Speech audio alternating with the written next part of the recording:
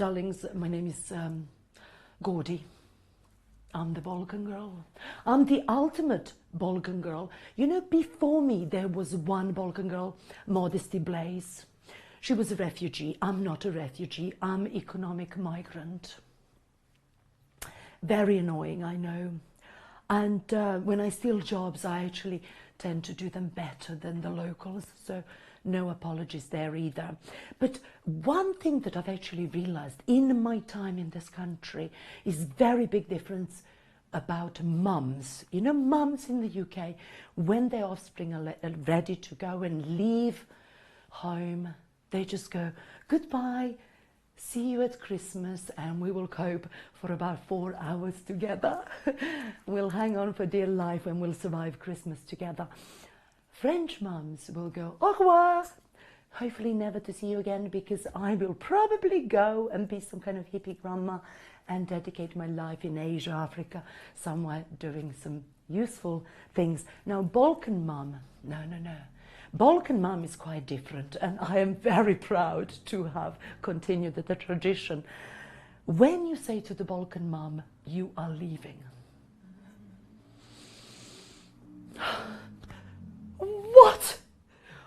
What have I done? Why are you doing this to me? Have you got enough money?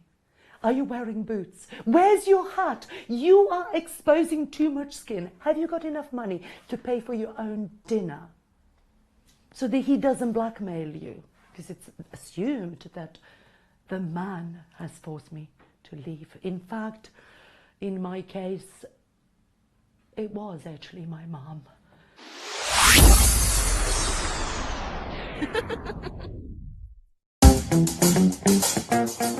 My consultant told me, he said, you do still have some residual eyesight left, but you're colourblind. And I thought to myself, well, thanks for letting me know. But is that really the kind of thing you want to hear completely out of the purple? So I went and I sat in the waiting room, and I thought, I'll think about what he's told me. But those hospital waiting rooms, they can get so hot and stuffy, can't they? And so I thought to myself, I know, I'll go and get myself one of those little handheld fans, and maybe a can of Fanta or Tango. And I went into the little hospital shop, and well, I've always had a bit of a crush on the woman who works in the shop there, and so I got a bit tongue-tied, and go, hello, could I have one of those hand fan? Could I have a tang fan? May I have a fan? A tang? Could I have a hand fan? A fan tang? Could I have a fandang? I ended up singing most of Bohemian Rhapsody. I went to the visually impaired disco. Everyone's favourite way to spend a Tuesday night.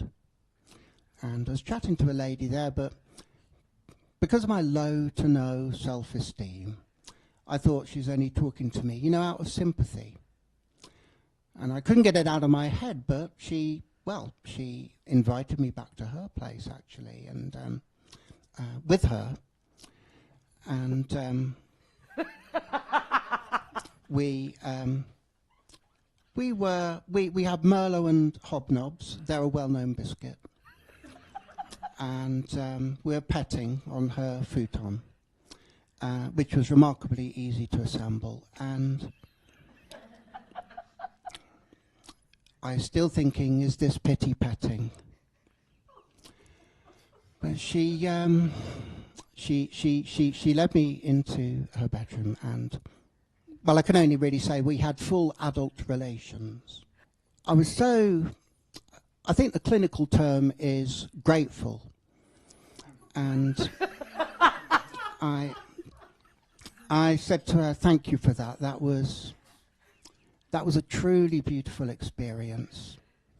And she said to me, no, Ben, thank you. Because in making love with you, I've now completed the final module of my Duke of Edinburgh Gold Award, helping out my local at a mental health charity. And I've been assigned the narcissists. And so each morning I say to my new client, I said, I'm your new key worker. My name is Ben. And he goes, Neil. And I go, not today. You also alluded in your set, but you used to have greater vision than you do today. So what is different? How do you see yourself compared to other visually impaired people around you? So, you know, and I had very supportive parents and a lot of help. And so, yeah, I remember going back to my local school, you know, after my illness, and teachers and friends kind of did a lot to help me. But it was a bit of a struggle all round, you know. So a sense of otherness, you know, began to set in. And yeah, it was a bit of a struggle. And then I went to a boarding school, actually, for blind and partially sighted kids. So then suddenly I'm in an environment where I'm, quote, normal again, as it were, mainstream again, the norm. So yeah, it's kind of back and forth really, but at the end of the day, I guess we're all just trying to get by in our lives, aren't we? Wonderful, Ben Lawrence, and demonstrating so beautifully how we can use our special powers for good, making people laugh.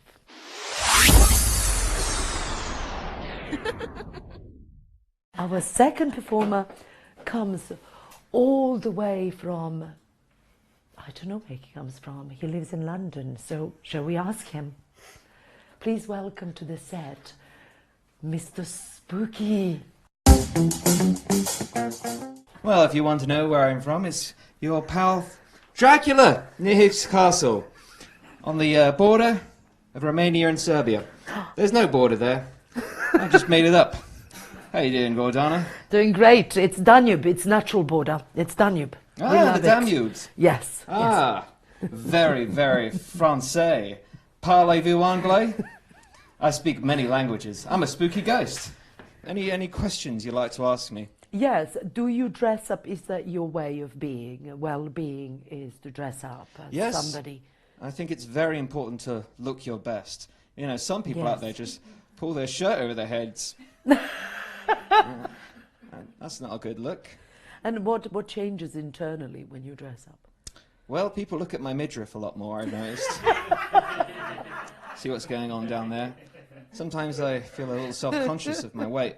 But then I remind myself that I'm a man, and I haven't had decades of programming to feel self-conscious about my weight. I could literally just look like and feel great. I'm also an economist, a spooky economist. Much scarier than the 1929 Wall Street crash, I'll tell you. Spooky times.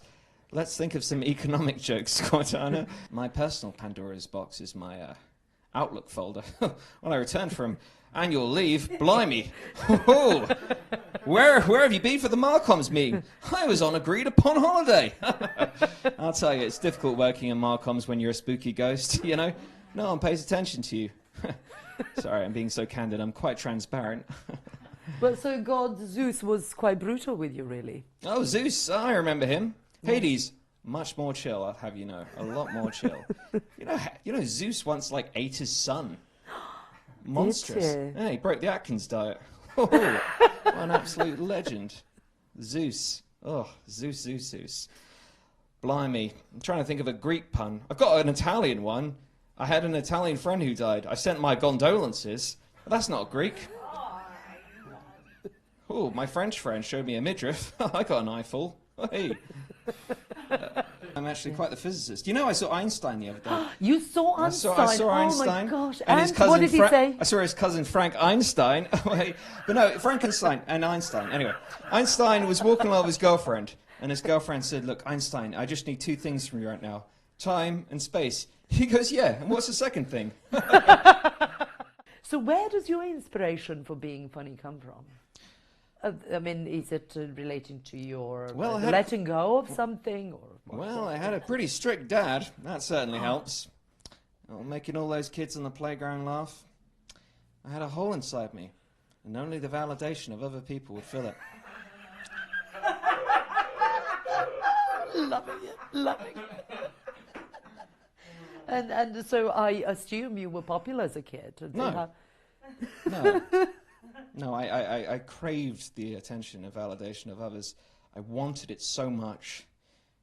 Even in my later years, I still yearned for the roar of the crowd, the din of an eager audience.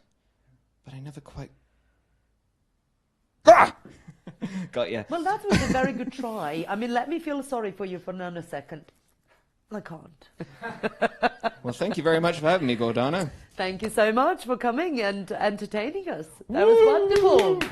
Mr. Spooky! Woo, woo, woo, woo, woo. So we have one of my favorite ladies on the comedy circuit. Did you know that only about 17% of performers active performers of the comedy circuit are ladies?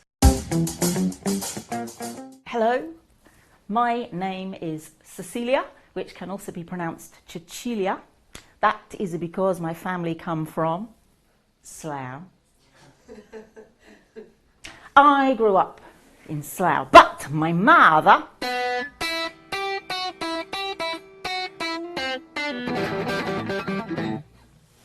is from Bristol.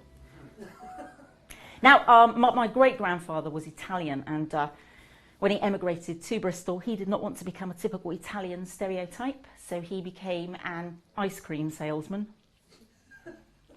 and a womanizer. Now, my mother named me Cecilia because she is a massive fan of Paul Simon, and she named me after his hit song of that name, because that song came out the year I was born, 1989. So yes, I've had a very significant birthday a few years ago, and I want to share with you what I bought myself as a significant birthday present. I'm very excited. I really splashed out. Anyone wants to give me a drum roll in the studio or where you are at home or wherever? Yes, I think it takes years off me. It's cheaper than a facelift. I showed it to my mother, and she said, "Are you having a midlife crisis?" I said, "No. I just want something that makes me look cool and young." Again. But I also had another present, another significant birthday present from the NHS. When you get to my age, you get a regular breast check. You go to the hospital and your naked bosoms are put into this huge machine which was originally used to torture Guy Fawkes. And historically true. And each bosom is squashed, really squashed. And I was trying to explain to my dad what having a mammogram is like. I said, imagine, Dad, imagine how it would feel if someone was crushing the most sensitive part of you. And my dad's wife said, "That'll be your wallet, Peter." So I was in the guitar shop choosing my guitar, and the shopkeeper said, "So what sort of guitar would you like then, my darling? Spanish guitar, classical guitar, flamenco guitar, acoustic guitar, semi-acoustic guitar, acoustro-electric guitar, or electric guitar?" And I said, "Well, have you got one in black?" Because it's slimming. I asked for one in a size 12. It fits very nicely, and I've just remembered something. It comes with an accessory, which I have to walk forward to get, which I forgot all about. So it's called an amp, which is short for ample breast. And doesn't it look like a handbag?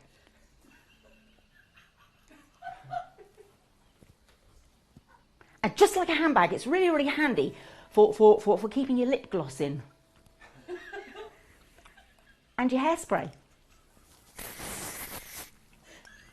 Now, I actually made a pouch specially at the back for that. There we go. So yes, I'm learning to play it. I've been learning to play it. I've been going to the home of rock, the home of the blues, the deep southern state of Bath. Berkshire in the home counties, which is where Slough is. Now, I've been going to the Berkshire School of Rock. And basically, so the thing of the Berkshire School of Rock, most of us that go there are aged between 45 and 75. And a lot of schools these days have mottos, don't they? Things like, enter to learn, go forth to serve. Our motto should be, escape your family, one night a week. It's mummy's night to pretend to be Slash from Guns N' Roses. Now, I myself, I don't have children. I'm not with a partner. I'm with an internet dating website created by the internet dating website Plenty of Fish. It's for the over 50s. It's called Dwindling Fish Stocks. Now, at the rock school, we're studying my favourite band. Now, my very favourite band is AC/DC. Don't know whether anybody else likes AC/DC. Yeah, one, yeah? AC/DC. Now, you'll know this. Anyone that's a fan of AC, they wrote a song called Highway to Hell. I had no idea they'd been to Slough. It's exciting, isn't it? I love the music. It's exciting music. But the lyrics can be a bit confronting, a bit challenging. For example, their most romantic song is called Let Me Put My Love Into You. Yes. That's the level of it. Most AC/DC songs are about, and I've got to be careful how I say this because there could be children around or watching, for example. Most AC/DC songs are about, let's call it a memorable evening spent energetically with a young lady with a lot of stamina. I think we all know what most of the songs are all about, so I thought it highly appropriate to write a song in the style of AC/DC about the time I spent, not a memorable evening, but a memorable afternoon with a very powerfully built woman in Slough. It was when I had a mammogram at the local hospital. So, thank you. So feel free to headbang. So, I think fire. Oh. Okay.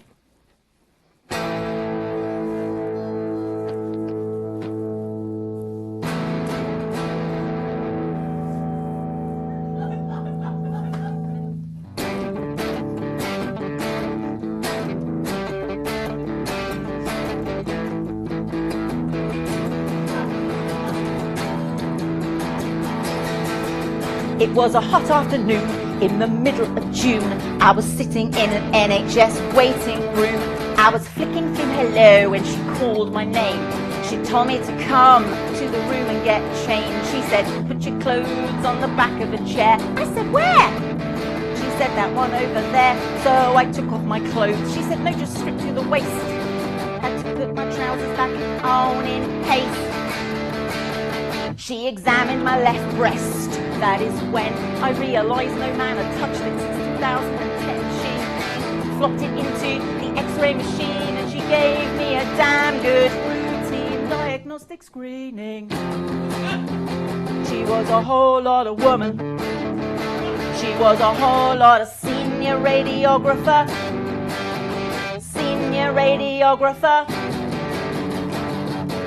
Don't mess around with her.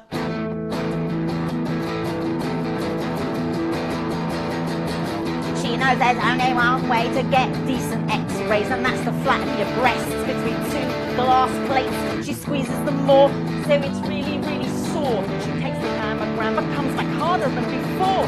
First she does the left one, then she does the right. She squeezes the plates together, so it's really, really tight. I said, ooh, this hurts quite a bit. She said, I need to be firm. Then took the scan of my left tit. Woo! She was a whole lot of woman. She was a whole lot of senior radiographer. In the winter she likes to wear faux fur. Maybe she doesn't know. She's got a second home in Pembrokeshire. Ow! That was a rock scream. I didn't just stub my toe. And now, rock guitar solo. Are we ready for the rock guitar solo?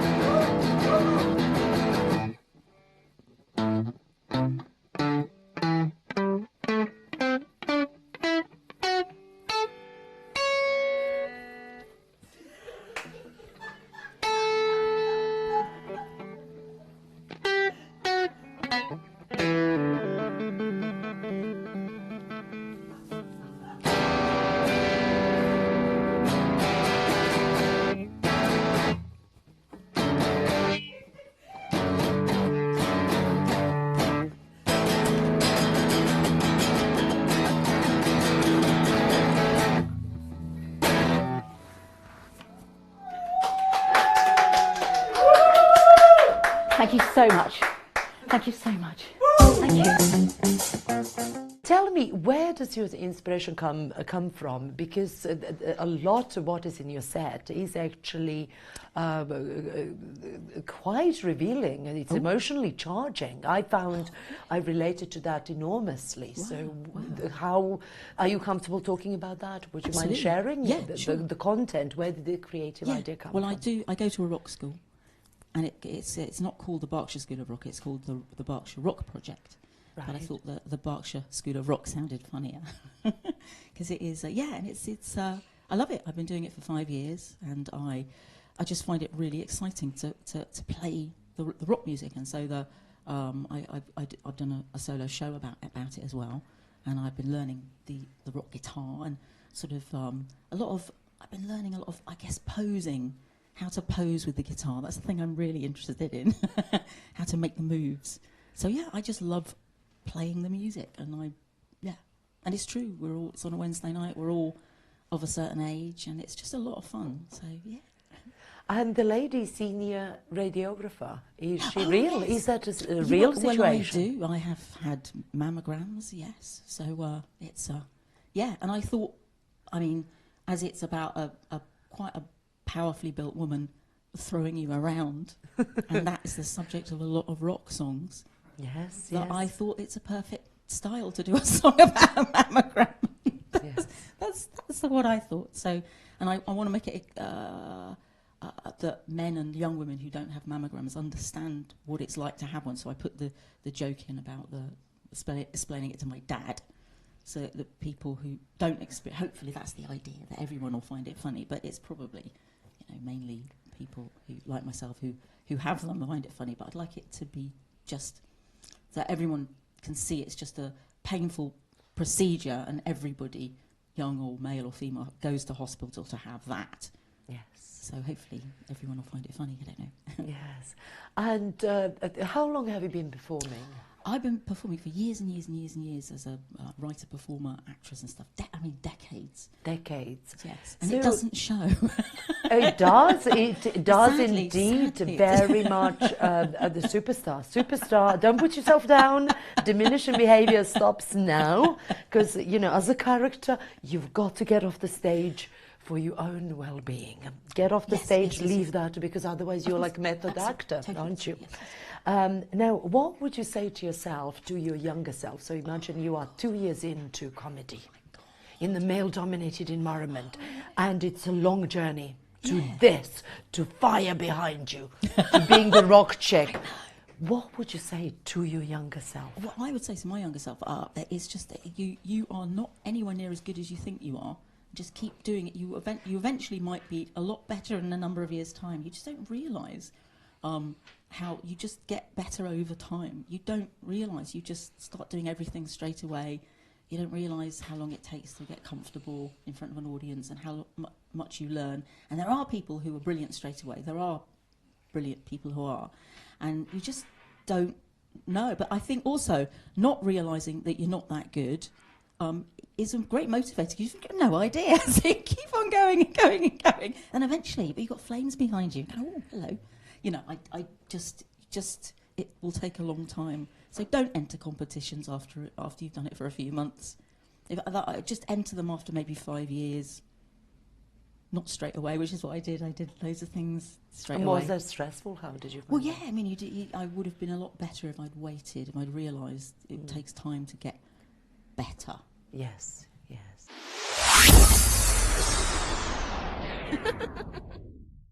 Now we have one of my favourite white English males. You may think, so what's different about this guy?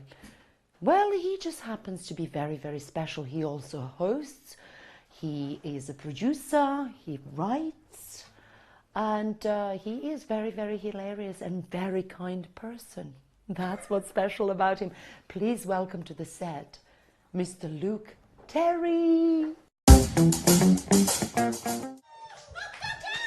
Yeah, all right. Oh, yes. Comedians always love being brought on stage as kind. Funny sometimes. No, kind. We love that. Thank you very much for bringing me along to this shoot. Gordy, this slightly, if you're watching on TV, you probably don't get a sense of how odd the room is. It's sort of like this green screen in this like small studio, and you've got people like clustered around. It gives off very strong OnlyFans vibes. That's what I'm picking up from this. Yes, Gordy talking about the British Empire, and then invites the most British Empire sounding man in the world along. Which British Empire, I guess, is better because my voice is British Empire. That's pretty better than my aesthetic, which is the wrong side of World War II. I didn't choose it, I just look like this. No, my hair's falling out. I'm too bold to be a Nazi, it's fine. My hair is falling out. It got me in trouble on the train the other day. Because the windows on the train, you've seen them, they sort of like bend and refract. They give you a reflection, but it's kind of like bent and refract, like a funhouse mirror. So I'm bored, and I just start moving my head up and down, trying to make my bald spot disappear. Anyway, I snap out of it, and the woman opposite me looks terrified. I've just spent the last 5 minutes staring at this woman and nodding. Yes, as you heard, my name is Luke Terry. That's not my full name. My full name is actually Luke William Angus Terry. Very middle, like, so offensively middle class. It could have been worse as well. My mum wanted to call me Thomas. Then it would have been Thomas William Angus Terry. Twat. Thank God my parents backed away from, honey, should we call our son Twat? Nah, he's got 2 middle names. I think it's implied. But I'm actually not as posh as my like name and my accent make me seem. I'm actually from quite like a rough part of Oxford. There are rough parts of Oxford, thank you.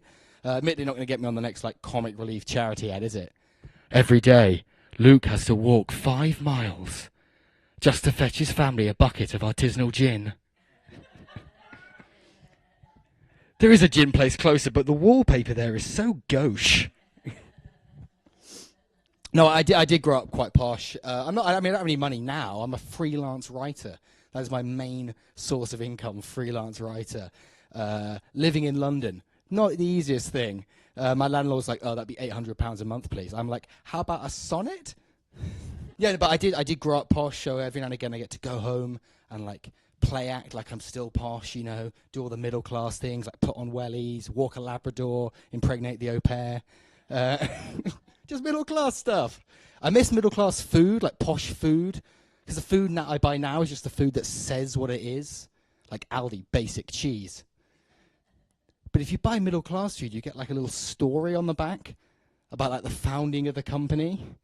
Like, oh, this brie recipe dates back to ancient times when our company was first founded by a talking bear who won the recipe in a game of riddles off a blind dwarf.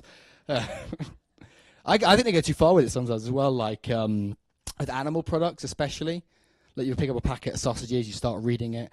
Halfway through, you're like, I don't want to eat this pig anymore. I'm invested in his character arc. This pig never grew close to his father. Well, I'm betting they're close now. They've been ground into a paste together. That is how sausages are made. I'm sorry to inform you. But yeah, I'm a freelance writer. I do various like freelance. I mean, I all sorts of weird freelance jobs, really. I used to write listicles for a living. You know, the sort of like numbered nonsense list things you see online. You see them on Facebook, you scroll past, you're like, who's waste their time writing this? Me! You know the sort of thing, right? Like, ooh, 25 hamsters that look like Sean Connery. A real article I have written. I am the end of Western civilization.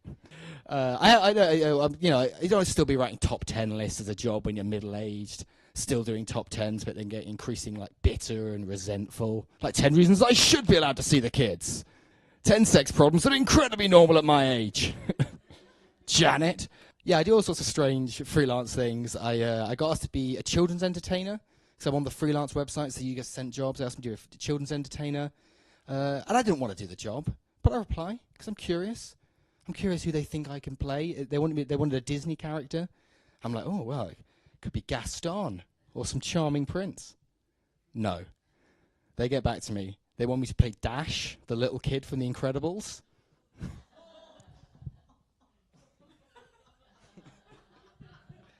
I don't not see it, but I don't know how many kids are still fans of the 2004 movie The Incredibles. But if they are, this isn't how they wanted Dash to end up. Like balding, sweating, holding back tears as he like fumbles over a balloon animal. It's a giraffe. Now, kids, let's play a game where we go through Mummy's handbag and find Dash some smokes. So I took the job. I didn't want to do it, but it paid, 80 quid a party. 80 quid, please. 80 quid. I'm a freelance writer, 80 quid. I make that in a month. I read the Prince Harry autobiography, and one of the things in that, one of the scandals that came out of that was apparently that Prince Harry did cocaine, which actually makes me like him more, just for the perseverance side of it. I don't know how many... Imagine every time you want to do cocaine, you had to throw a rolled-up picture of your grandma. I'm just saying that's a bad headspace for a trip. How does it feel to be one of the fittest comedians around? I'll take the compliment, but it certainly is. It comes with a strong amount of backhand. That compliment. Yeah, I mean, I think. did you pump these especially for today? No, I don't know what you're talking about. Yes. I I definitely wasn't doing press-ups behind the camera earlier. He so did. He's like constantly.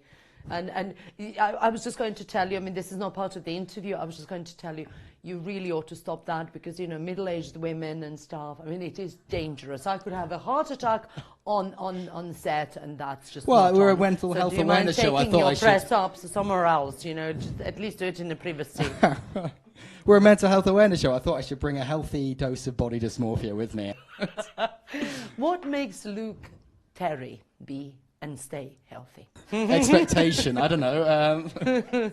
I've always been athletic. I come from a sporty family. My mum played lacrosse for England. My cousin's like a sort of semi-pro footballer. I was a nationally ranked cross-country runner. So we were always very sporty. That was always a big part of it. So I kind of grew up with that, being encouraged, sort of activity and exercise. And then got a job, and in that classic way you do when you get a job, you don't notice it. You just sort of slowly drift out of shape as you get up early and you stop working out, and it's dark outside when you finish your job, and you don't want to go and do any exercise, and then you go to dinner parties and you eat middle class junk food, which is sort of like if I bought this lasagna from Waitrose, it can't be unhealthy. It's organic, darling. Just because it's brimming with fat doesn't mean it's not. I think I just sort of started to drift out of shape, and then I got severely dumped, and that's what pushed me to get. Oh, well done, girl. So shape. to get him into action. Don't say well done to the person who I have to congratulate ruined the woman my who life, got you to do good things for you. Yes, wow. I suppose that was a side benefit of having my heart absolutely ripped out of my chest. Thank you, God. Well, the heart is a muscle. It doesn't get broken. It's not porcelain. It needs exercise. Do you feel better? Great, more of me that needs exercise. Now you're giving me new things to focus on, Gordy. So she got rid of you, and that's when you decided to take care of yourself. It was like the catalyst. I've always been into fitness and stuff, so it's always been something I was aware of. It was just that was a catalyst to go quite severe with it. I started stripping, did a bit of stripping. Not tonight. Okay, that's fine. If you wear a cap, you have to wear a cap because of the hair. But the first time I ever did one was really weird because, first of all, I live in a tiny flat in London. I genuinely have no money. So there wasn't room for me to practice, the rip-off elastic trousers. So I had to wait until after midnight and then sneak down to the park with trousers underneath so I could practice. I thought I was going to get arrested. I did wear things long, leggings underneath. So. A final question. You are also a twin? Yes. Yes. And how does it feel to share parents and family with the twin and the same birthday? Well, he stole half my birthday. I was born 8 minutes earlier, and then this loser comes along and steals half my baby. This Johnny come lately. No, I have an unusual relationship because it's not the classic. Everyone's like, oh, the twin. Super close all the time. He's severely sort of developmentally disabled, so we have kind of a different relationship than standard. But yeah, obviously he required a lot of attention. I found out through asking around, quite a few stand-up comedians are twins, disproportionate amount, almost as if we got half as much attention growing up. That's something to look into. You know what? Let's just go. Well, I'll just go and cool off while I give the stage to a wonderful, wonderful lady, one of my best friends in the comedy circuit, Rosie Ripple. So, my name is Rosie Ripple, rhymes with tipple, and I am what's known as a fashionably menopausal comedian, which makes me the hottest woman in the room. Literally, I'm roasting. Ah, the men pause. It's not really a pause from men, though, is it? It's a full bloomin' stop. Anyone here aging? Anyone? No, I'm not aging. I've always looked like this. Because you want to be kind, don't you? You want to be kind, but you also want to be honest. So you say, wow, you look incredible. Now, they say that aging is incremental, but I beg to differ. Because, you know, one minute you've got a neck, the next, the whole thing's collapsed, like an entire section of the Cornish coast. Plus, you change gender, just like that, overnight. No gender reassignment surgery for me. Oh, no, I'm good. Oh, no. You change gender. Because the other day, I was in the changing rooms of a major department store, which I cannot name, and I looked in the mirror and I thought, oh, my God, it's Christopher Walken. Yes, it's true. But it's hard to do Christopher Walken because it's like he's trying to do an enormous poo, but he can't quite manage it. You know, he's crazy. No, aging is dramatic. Because, you know, after you've given birth to 2 babies, neither of which wanted to arrive. I'm telling you, my son, he was like up against the walls going, nope, I'm not coming out. Nope, not until you buy me an iPhone. And my daughter, Jesus Christ, she was just plain indecisive, going up, down, up, down, up, down. Like, do I want to be born? Nah. Do I want to be? Nah. Well, do I? Nah. And I'm like, make up your mind. It's like a Picasso down there now. And these days, you know, we're expected to fold it all away like a piece of origami. Not on your Nelly. I suffered for my art. So, any mothers in?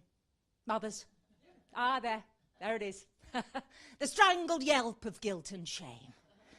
Yes, as we mothers sacrifice ourselves on the altar of parenthood. Yes, because my daughter, she's up here now, you know. And she sachets into the kitchen, ready for a big night out, you know. Wearing 3 postage stamps over her erogenous zones. And if I dare to suggest that she might want to leave something to the imagination, she's like, but I'm 18. I'm 18. You know, I can do what I like, say what I like, drink what I like, shag who I like, because I'm 18. I'm 18 and you can't stop me, because I'm 18. And the more big and powerful she gets, the more I turn into baby woman. Stop it. Stop it. You're being really mean and horrid. And you hurt my feelings. And she's like, for God's sake, Mum, grow up. This from someone who was once the size of a prawn. No, but you know, I never wanted kids. I never wanted them. It was just my ovaries. My ovaries wanted them, craved them, like a whole pot of raw cookie dough consumed in the nude at 4 a.m. And my poor husband, he didn't stand a chance.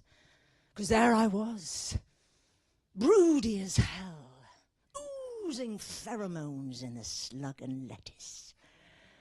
Of course, my husband was just a poor, humble man with a van at the time. He didn't stand a chance. Because I zoomed in on his ball bag, like a heat-seeking missile. And that was it. That was it. I got him pissed on snake bites, threw him in the back of my Skoda, drove him to a Travelodge and mined his sperm. God, I'm telling you, it was like the handyman's tale. Oh, not anymore. Not anymore. No. No, because we've been married for 20 million years, so it's like a petrified forest down there.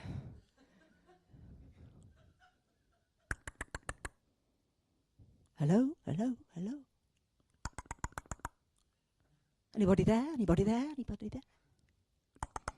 No. No one at all. So, I've got a question for you. What's happened to men? You know, men. What's happened to them? I mean, don't get me wrong. I don't care. But I'm just wondering. You see, because I come from an ancient time called the 70s, where a man wore thick sideburns and bits of pork pie stuck in his teeth, and he'd strut down the street in a cheap vinyl jacket, smoking Rothmans and scratching his bollocks to the tune of the Professionals. And what have we got now? Postmodern men. And I see them, you know, postmodern men, shivering in doorways, vaping nervously, and hiding from postmodern women. In their ears, they're listening to sad whisper pop. Well done, Rosie, you've just alienated half the population. Congratulations. Right, I'd like to finish with wellness. Well, obviously not finish with wellness. That wouldn't be very apt for a wellness show, would it? No. But I'd like to discuss wellness for women of a certain age. Because when a woman reaches a certain age, there are some very, very important rituals that she must perform before she's allowed to leave her bedroom in the morning. First, she must scrape her face with a jade tool, 56, 57, 58, 59. Then she must hit herself all over with a bamboo tapper. Ow, ow, ow, ow, ow, ow, ow, ow, ow. Then she must scrub her body with a stiff wire brush. 1, 1,002, 1,003, 1,004. Then she's ready for her Wim Hof breathing. And a freezing shower. Then she must rub hideously expensive and utterly pointless unguent into her wobbly bits. Then she's ready for her facial yoga and her qigong, and then her HIIT training, and then her affirmations. I am thin, I am thin, I am thin, I am thin, I am thin. And then her morning pages. I can't go on for very much longer.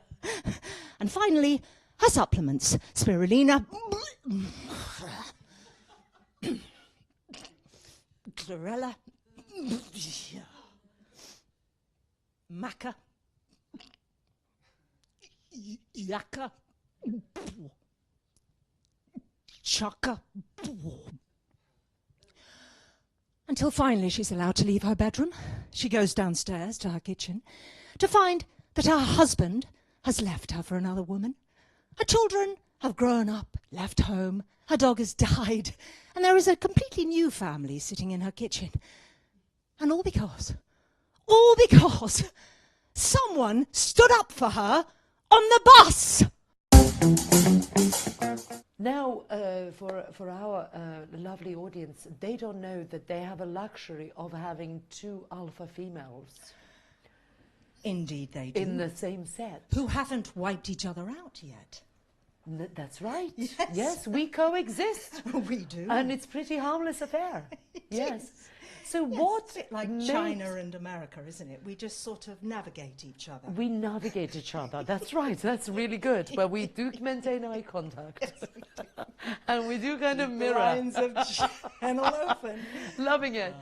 What makes a woman alpha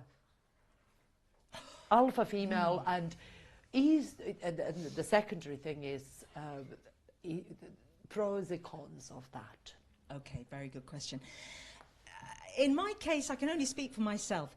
in that I was the youngest of 5 alpha females. So I spent a lot of my childhood locked in a toy box. Yeah, my teddies were my first audience. A very tough gig, as you can imagine.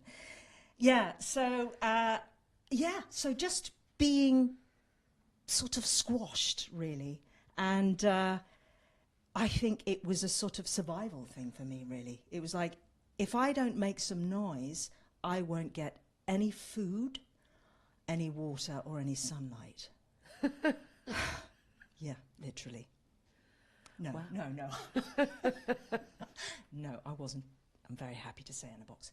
No, I was just, you know, small and invisible. And so I think, like a lot of other comedians here today have spoken about it, there's something about needing to be big, bigger than you are, needing to be seen, needing to project a big personality for survival in a big, powerful family of women. Yes. That is really, really interesting because it's almost like your reaction to the environment and the circumstances that you find yourself. Sometimes due to no invitation from yourself, really, it just happens. Absolutely.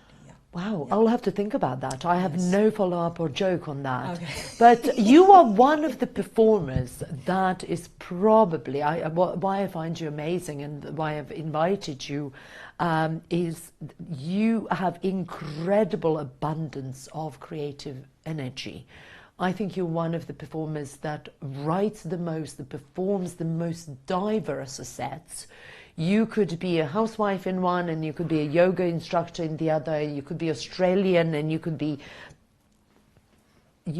any character. How many characters can you perform, and what do they mean to you? Because are you a method actor, or is this letting go from your perspective of healing, really? So Very, very good question. I come from a performance background. I was an actor, and I'm a classically trained actor when I was much younger. But the characters, again, going back to the survival thing, I used to feel a lot safer when I was being someone else, and I used to pretend to be, you know, from anywhere but where I was. I'd talk to people, hi, where are you? I'm from the valley, hi, you know, where are you? Or, you know, Australian, or sometimes, you know, because there was something about being myself that wasn't enough.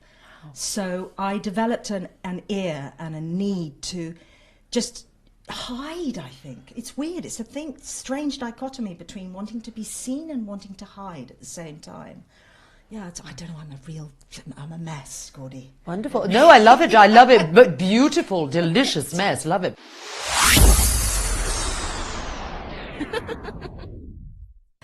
We could speak in Croatian and we could speak in English. Of course. Yes. Wonderful. Oh, isn't he delicious? Oh, yes, yes. Now, tell us what you do, because you are a diva personality. So give us... A diva personality? No. Diva! No, I'm not a diva personality, thank you. I do everything, actually. Everything in dance industry, in showbiz, connected with dancing, and basically that's it. Yes. So I hear a little bird tells me that you are the Craig Revel Horwood of the Croatian dance scene, because you are judge on a Croatian reality show, which is Dancing with the Stars, and you're a bit of a meanie. You see, I have no idea who Craig is. I know who Marko is. Tell us about Marko. Oh, I'm kidding. No, I do believe that every person has its own personality on the show.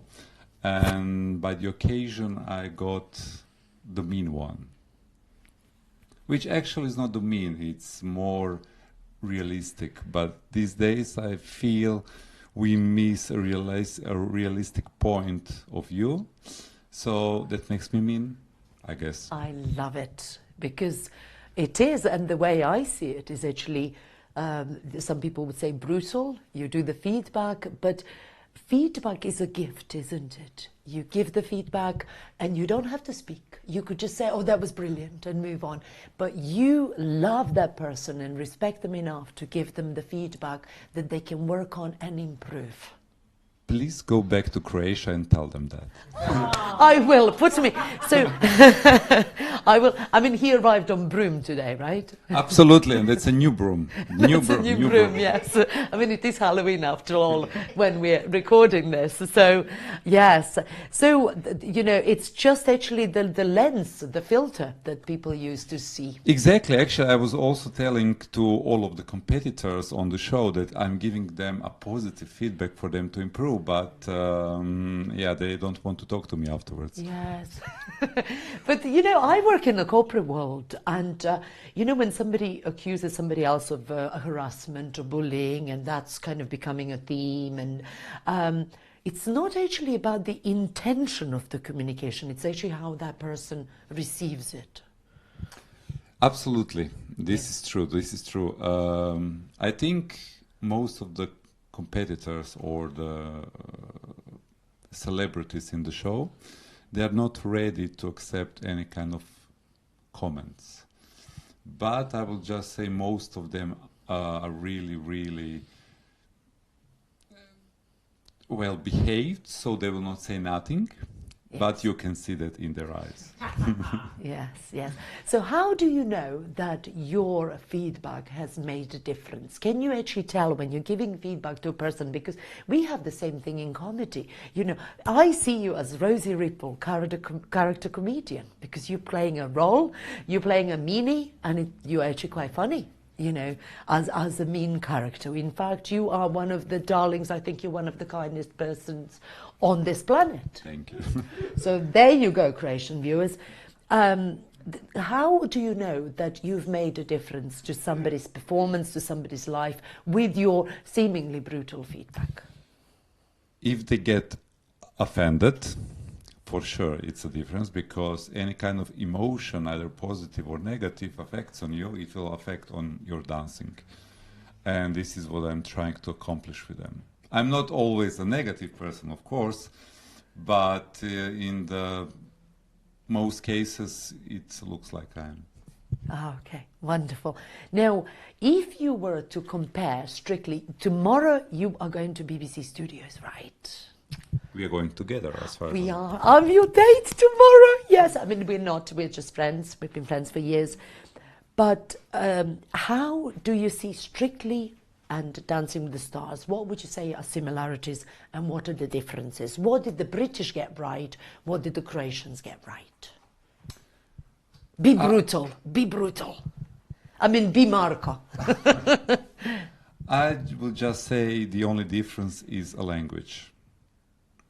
That is for sure. And I will say if I do certain things on Strictly, I think I'll be fired. Well, most certainly. But at the end of the day, what we find out that audience really like it. The audience love the comments what they will give in a little bit profound way. So I find it interesting to connect with the audience and to be their voice in the show. Yes, wonderful. And final question for you, Marko, because I can see you kind of going all the way and doing some solo stuff that will blow people's tops off. When Marko decides to form a production and do something, what will this be about, this solo production? It would be always about vulnerability of each individual.